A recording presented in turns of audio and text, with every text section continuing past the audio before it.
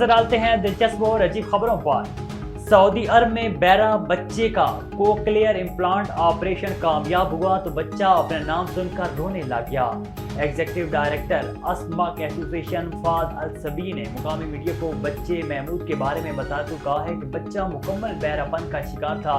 वो सऊदी अरब में मुकीम है। इसने एसोसिएशन को इलाज की दरख्वास्त जमा कराई थी। उन्होंने कहा है कि बच्चे का इलाज 1.5 लाख रियाल की लागत से किया गया। इसका कोक्लियर इम्प्लांट ऑपरेशन किया गया। ऑपरेशन और जख्म के ठीक होने के 2 हफ्ते बाद बैरूनी प्रोसेसर नस्ब किया गया और बच्चा अच्छी तरह से सुनने लगा। चीन के एयरपोर्ट पर मुसाफिर की जहाज के इंजन में सिक्के डालने की अनोखी हरकत ने अमले की दौड़े लगा दी। चीन के सरकारी मीडिया का कहना है कि वाकया चीनी कंपनी सदर्न एयरलाइंस की फ्लाइट CZ8805 में पेश आया। जहाज ने जनूबी शहर सिनिया से सुबह 10 बजे बीची के लिए रवाना होना था। जहाज ने अभी उड़ान भी न भरी कि मुसाफिर ने शरारत करते हुए चंद सिक्के इसके इंजन में डाल दिए। बरतानिया के गार में 419 मीटर गहराई में वाक़ होटल जहां क़याम करना कमज़ोर दिल सयाह का काम नहीं है। मीटर ज़ेरे ज़मीन वाक़ होटल जिसमें 419 जाना खतरे से खाली नहीं।